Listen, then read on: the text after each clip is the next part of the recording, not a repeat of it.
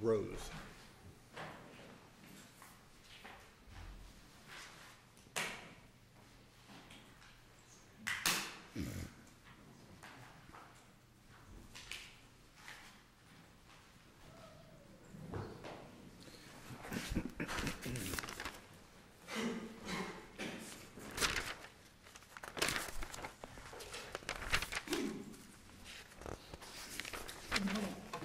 May it please the court, my name is Betsy Gallagher, practicing with Kubicki Draper. I represent the appellant, defendants Elizabeth Areola and Maria D'Areola. I filed a notice of supplemental authority yesterday, which I provided to Mr. Spack yesterday, and I've also told him exactly what I'm using it for, which is one sentence, or maybe two sentences. The question before the court is whether the trial court erred in enforcing proposals for settlement that were served by the father purportedly as natural guardian on behalf of his adult daughter. And I just want to make sure I get to the Duong versus Ziade, Z-I-A-D-I-E case, which is 153 Southern 3rd, 354. And I do want to point out that other things in the decision may be affected by the Supreme Court's two recent decisions in Pratt, but this principle is not affected, or statement is not affected. Maybe it would help me if you would sort of synthesize what the legal theory is that allows one adult to act for another adult when there's been no power of attorney, there's no written agreement, there's no anything involved. That's my position. Yeah, I understand that. Explain to me the legal structure that allows us to do that. That, you mean that supports my position? You're right. My position is that the father properly served the complaint 2 months before his daughter reached majority as her natural guardian. But within 2 months of that, she became an adult. Thereafter, he, as natural guardian only, and not in the name of Rhea Rose, his daughter, served the proposal for settlement. There's no indication, at that point, he, under Florida law, he was not a natural guardian. Because you can be— Ms. Gallagher, is there anything in the real party and interest rule when you compare it to the substitution rule that provides upon death, this is what you shall do? Is there anything in the real party and interest rule that supports your theory that upon this child's emancipation due to age, that you have to change the pleadings? Well, like for example, in this case, the pleadings were never changed. Correct. But the plaintiff, in her individual capacity as an adult, the judgment was entered in her behalf at the end of the case. She was the one that moved for attorney fees. Pardon me? Was there an objection? Not to my knowledge. But the problem comes down to an authority issue. And is there anything in the record that shows that the father did not continue to have authority to prosecute that action on behalf of the actual owner of the cause of action? Well, as the real party and interest rule provides, it may be prosecuted on behalf of the owner. But it says under the real party and interest rule that a guardian may represent or sue or defend on behalf of a minor or incompetent. Once she reached majority, I mean, it was her privilege. Is there anything in the rule that provides once a suit is instituted and that person reaches majority that you have to change the pleadings?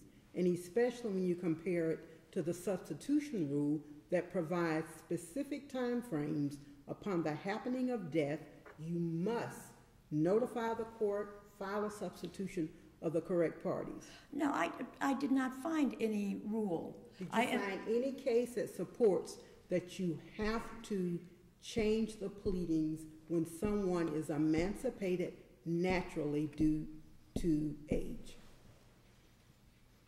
The only thing I can say is, in this court's Watson case, a father, on behalf of his minor child, was served a proposal. The plaintiff was, and he was acting on behalf of his minor child. And in Watson, but she was minor at that time, so he had authority. We permitted the fees to be awarded against the minor. But she was an adult at that time. So in other words, it's the reverse situation. In this case, how can a father, acting as a natural guardian, how could he possibly have, it's a principle of law that's in conflict with it. And that is that once she becomes an adult, the right to contract, she's emancipated, and the right to contract is hers and hers only. And I think when, here's the problem. So under your theory, if the person reaches majority a day after suit is filed, then you automatically have to change the pleadings? Well, the proposal has to be served in the name of the person who has the right to contract on behalf of themselves. At the time the proposal was served, she had not even retained the attorney. Correct. Who served the proposal, is that correct? But she did something like a year later or something, didn't she? Yes. Okay. And that may seem significant, like a ratification, but the problem is that when you are the defendant and you receive this proposal, there's an ambiguity, because you're sitting there saying, well, the father is making this offer purportedly as the natural guardian, but he doesn't have authority because has reached majority. And there was no document served with the proposal to show that he did have authority to act on her behalf. There was nothing. We raised the issue at the evidentiary hearing, and the hearing on entitlement and amount was determined at the same time, and nothing was presented to show that he did have authority to act on her behalf. But the real problem lies in the fact that when the defendant receives the proposal, the defendant would have to resort to extrinsic evidence to determine really if the proposal is valid or but not. If your client had accepted the proposal, it would have gotten on her behalf an order of dismissal with prejudice. And I think if it had been accepted on her behalf, she might have been able to later come in and contest that on the grounds that he didn't have authority. I think that if the shoe was on the other foot and we had sent the proposal to the father as natural guardian. So what you're suggesting then is neither the court nor the parties can rely on the representation that's contained in the lawsuit and in the proposal that she's a minor acting through her father and natural guardian, absent some additional proof of his continuing authority. If she has reached majority at the time the proposal is served. And was there any effort on behalf of your clients to require a substitution or a dropping of dad as the authorized representative? I don't believe so. But again, I think it's the position that they're in when they receive the proposal. So as far as the court and your clients knew through the majority or a good portion of this litigation, he was acting on her behalf, he was acting as her natural guardian. You know, whether there was he no challenge to the authority. Whether he was or whether he was not. There was no challenge to the authority. Yeah, we don't know.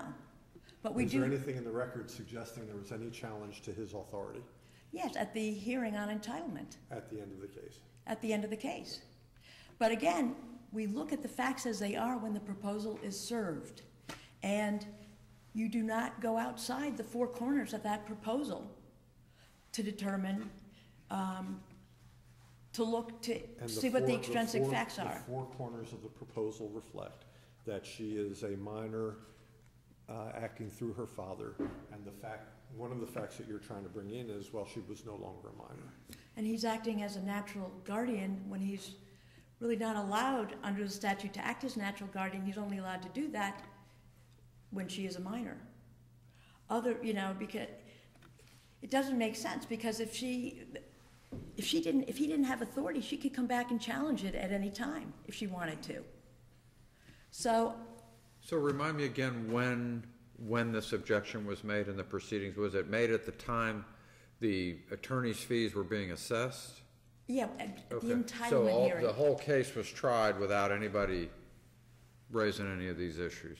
And at the time the proposal for settlements were served, no one raised any issues like that.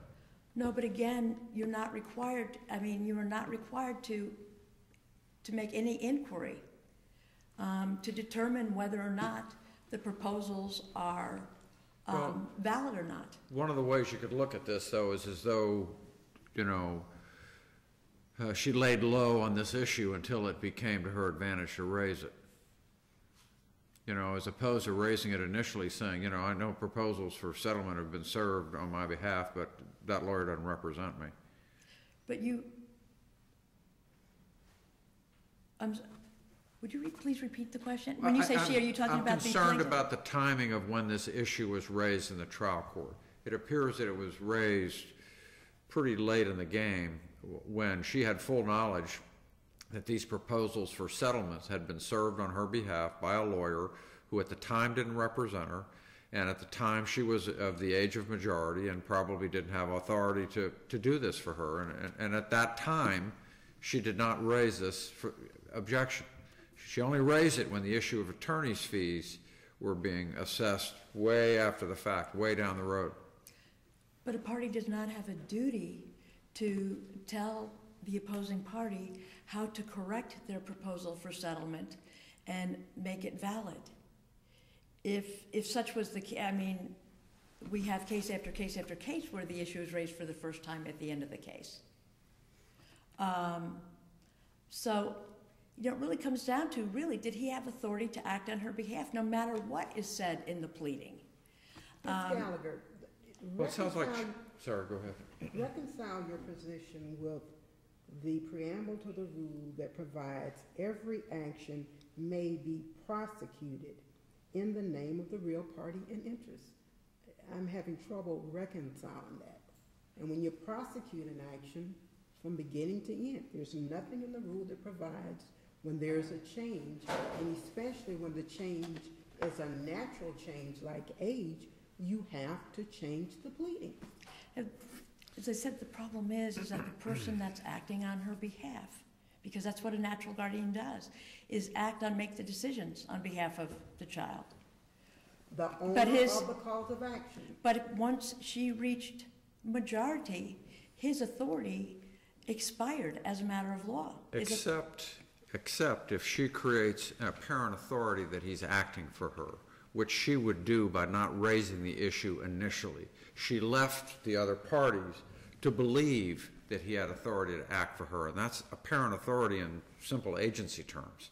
And that's my concern about the timing of this. She acquiesced to him acting for her. She cloaked him with authority to act for her because she did not say, whoa, wait a minute. He can't serve these settlement opportunities for me. He doesn't represent me. Instead, she laid low on the issue, led the parties to believe otherwise. Okay. With regard to the issue of parent authority, the issue of whether or not somebody has a parent authority is usually an issue of fact. And certainly the fact that she had reached majority would create an issue over that, over whether or not there was a parent authority or not. The fact that she had reached majority would create an issue over that. I'm very, very concerned about the fact that an adult can bind and act on behalf of somebody who has reached majority, can contract. Well, it happens all the time exactly in this scenario. Whereas if you went out and began to act for me, and I knew you were acting for me, and I made no effort to dispel that notion and the mind of the other person who you're acting with on my behalf, I've cloaked you with apparent authority. And I'm now bound by what you do. And that's exactly what happened here. Okay. And we don't really know what she knew. You know, we really don't know. He's cloaking himself with apparent authority. Well, is there anything in the record that indicates that she revoked that authority? Was there anything in the record that raised an argument that she revoked the authority of the father to act? No, but we have to look at the state the case was in at the time that the proposals were made. When the case had gone to trial, was the father still acting as her natural guardian? I don't believe so. Was No. there anything in the record to establish he was or wasn't? Or are you just surmising, well, she was old enough and his part of the case settled, the style wasn't changed, but who do we know from the record who was calling the shots? Well, we know that the verdict was entered in her favor. I mean, that she was the person that was Which named is on the not verdict form. I unusual. don't have the transcript of trial. But that's not unusual because she was the real party in interest and it was disclosed from the get-go that she's the real party in interest. So but- is there any indication that at some point Dad is no longer acting as her natural guardian? I mean, the case goes to trial. If he's still acting as natural guardian, are you suggesting, well, a year after the trial and the verdict and everything's all done, she could come back and say, oh, my dad did that, he didn't have authority, I want to now have a trial in my own name? Could she do that? If she's sitting there and she's aware of the fact, Well, she knows when she turned 18. And Right. I've not met many new 18-year-olds who are not quick to tell you they're now adults. I mean, I bet, in fact, everyone I know will tell you that on their birthday. But the Ms. question Gallagher, is- before you answer, Ms. Gallagher, you didn't ask to reserve any time. You're at 16 minutes. Do you wish to reserve any time for rebuttal? 2 minutes. Okay. Can I just read it, one sentence out of this case? And at the time the proposal was made, Olivia was acting as the legal guardian of Francis, and in that capacity acting for the minor children. Therefore, she had authority to make the offer and settle all 3 claims. That is in the Duong case, which I think creates at least a little dicta. Again, you know, I'm relying on the fact that real party and interest rule applies to minors only. I'm relying on the fact that the person who made the proposal was the father because at that time he could not be the natural guardian of his child.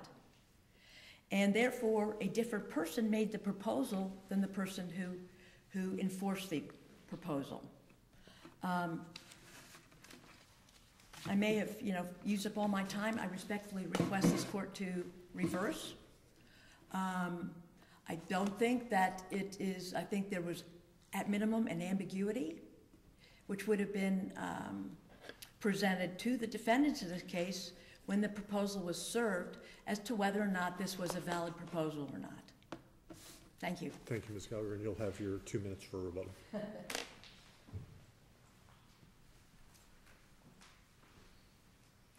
May it please the court, I'm Mitch Espat from Powell and Espat on behalf of the appellee, Rhea Rose. Before I get started, are there any questions from the judges? Okay. Well, I'll ask one question. As far as the way the case was tried, was there any change brought to the attention to the trial court that the father was no longer acting as the natural guardian for the daughter? There were no changes. I know there were no changes in the style, but did the court become aware that the father was no longer prosecuting the case on behalf of the daughter? Nobody became aware of that. There was no. And the same final- lawyers stayed involved? Same lawyers, in-house lawyers for the insurance company that insured the appellant, and yours truly, Your Honor, at the trial level, along with my law partner. And so on the heels of the argument by appellant, I want to point out that this Watson case, Watson by and through Watson 1994 by this very court, did entertain a very similar issue, and our position is it's the same issue except from the other side of the spectrum, and that is there was a minor who had sued, and I believe that case was against State Farm, and a proposal for settlement had been served upon her at the time that her father was acting as the parent and natural guardian. After the trial, but before judgment was entered in that case, final judgment, the child had reached the age of majority.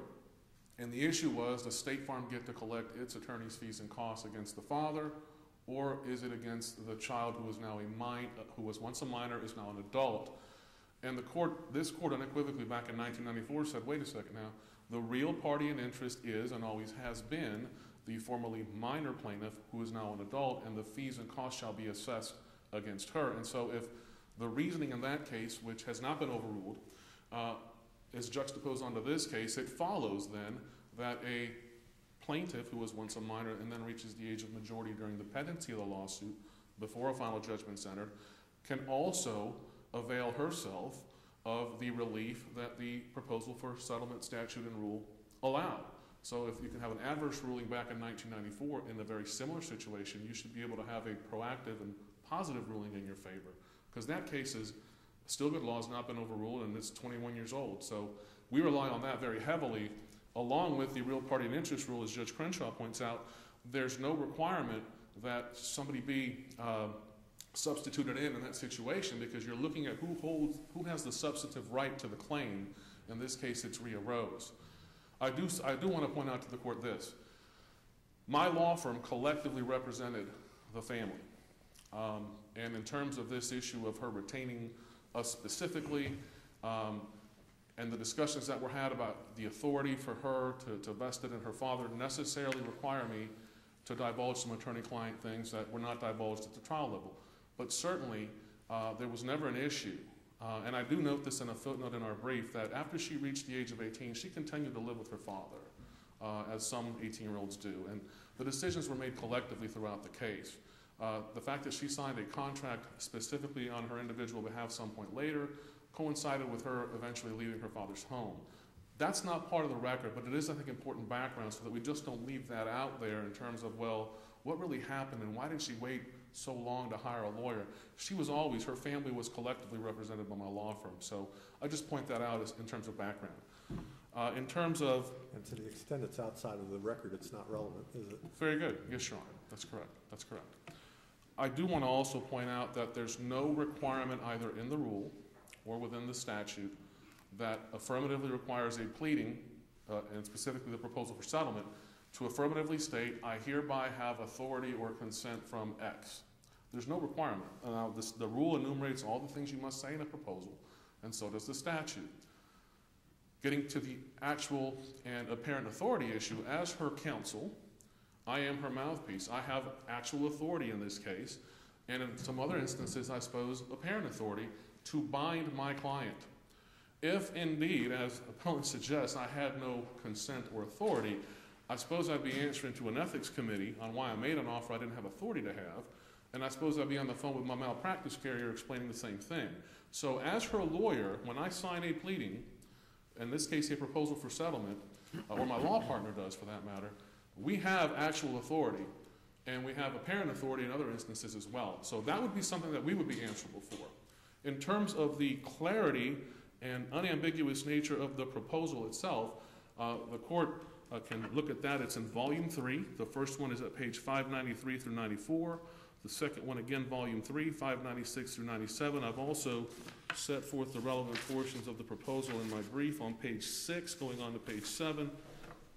One of the issues that was raised was, well, this is a joint proposal. It clearly isn't. If the court looks at the express language, it's made on behalf of the plaintiff, Rhea Rose, comma. It's not plaintiffs. There's no plurality issue. Ms. Gallagher appropriately raises the issue of ambiguities and information that might suggest there's an ambiguity.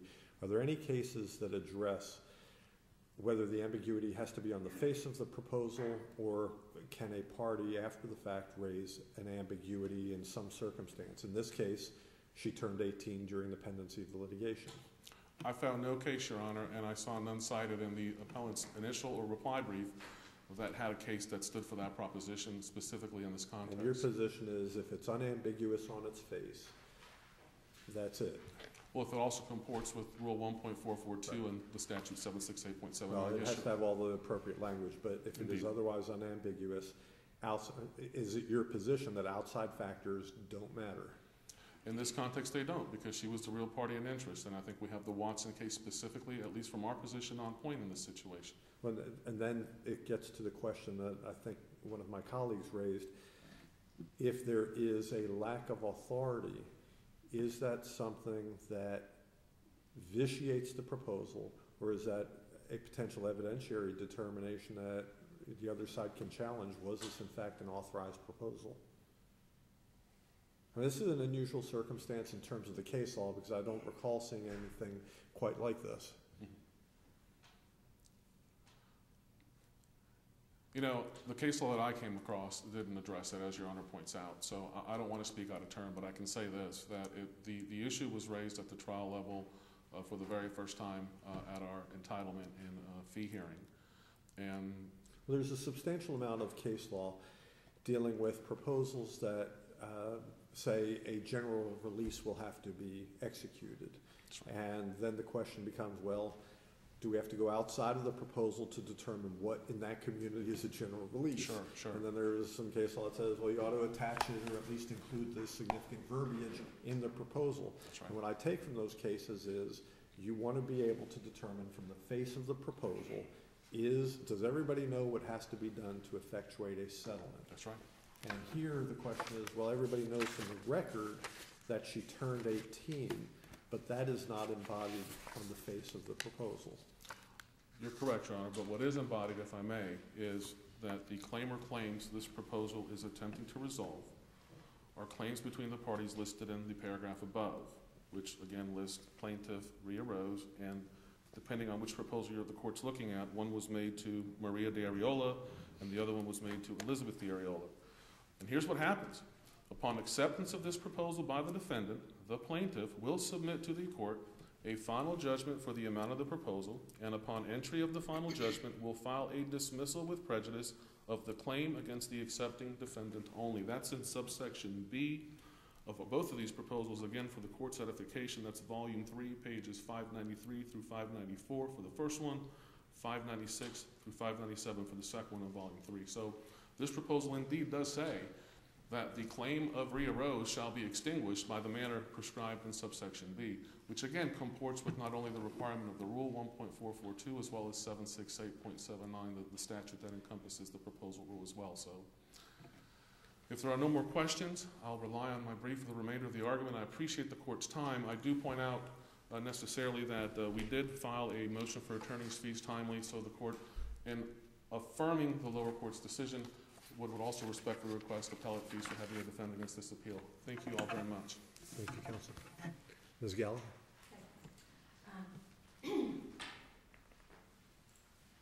The issue of the authority wouldn't be subject to an evidentiary hearing because it's what the recipient of the proposal, the information that they have, that is what you look at in determining whether or not it's valid.